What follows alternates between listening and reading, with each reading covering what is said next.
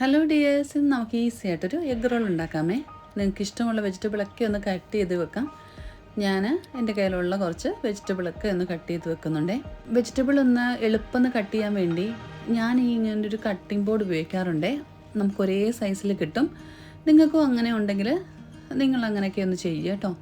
ഒരേപോലെ ഉള്ളിയൊക്കെ അരിയാനാണ് ഞാൻ കൂടുതലും ഉപയോഗിക്കാറുള്ളത്. ഈ ഉള്ളി ഇങ്ങനെ എളുപ്പം അരിയുകയും ചെയ്യാം, ഒരേ സൈസിൽ നമുക്ക് കിട്ടുകയും ചെയ്യും. നമ്മൾ ഉള്ളിയൊക്കെ വറുത്തെടുക്കണമെങ്കിൽ ഒരേപോലെ വേണമല്ലോ, അതിന് ഞാനിത് ഉപയോഗിക്കാറുണ്ട്. അപ്പോൾ ഞാനിതെല്ലാം കട്ട് ചെയ്തു. മയോണൈസ്, പിന്നെ ടൊമാറ്റോ സോസ്, ഒരു ഇച്ചിരി കുരുമുളക് പൊടി, പിന്നെ നമ്മുടെ നാരങ്ങാനീര്, പിന്നെ ഇച്ചിരി വേണമെങ്കിൽ ഇച്ചിരി ഉപ്പും കൂടെ ഞാൻ ഇത്രയും സാധനങ്ങളും കൂടെ ഒന്ന് ഇട്ടിട്ട് മിക്സ് ചെയ്ത് വെക്കുന്നുണ്ട് കേട്ടോ. അപ്പോൾ നിങ്ങൾക്ക് ഇങ്ങനെ ഒന്ന് മിക്സ് ചെയ്ത് വെക്കാം.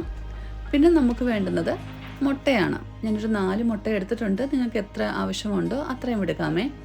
അതിനകത്തോട്ടൊരു ഇച്ചിരി ഉപ്പും ഒരു ഇച്ചിരി കുരുമുളകും കൂടി ഇട്ടിട്ട് നന്നായിട്ടൊന്ന് മിക്സ് ചെയ്യുന്നുണ്ട്. അത് നന്നായിട്ടൊന്ന് കട്ടകളൊക്കെ ഒന്ന് ഉടച്ച് ഒന്ന് സൈഡിലോട്ട് മാറ്റി വെക്കാം. എന്നിട്ട് നമുക്ക് അടുപ്പിലോട്ട് ഒരു പാൻ വെക്കാം.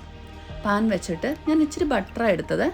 നിങ്ങൾക്ക് വേണമെങ്കിൽ അതായത് എണ്ണയോ എന്ത് വേണമെങ്കിലും ഉപയോഗിക്കാം കേട്ടോ, നെയ്യോ. അപ്പം ഞാൻ ഈ മുട്ട അങ്ങോട്ട് ഇച്ചിരി ഒഴിച്ചു കൊടുത്തു. എന്നിട്ട് നിങ്ങൾക്ക് വേണമെങ്കിൽ ചപ്പാത്തി, പൊറോട്ട എന്ത് വേണമെങ്കിലും ഉപയോഗിക്കാം. ഞാനിവിടെ വാങ്ങിക്കാൻ കിട്ടുന്ന ഒരു ടോർട്ടിലയാണ് എടുത്തത്. ഇത് നമുക്ക് സാൻഡ്വിച്ച് റോളായിട്ടൊക്കെ ഉപയോഗിക്കാൻ പറ്റുന്ന ഒരു റാപ്പാണിത്. അപ്പം അത് ഞാനൊന്ന് ചൂടാക്കി എടുത്തിട്ടുണ്ട്.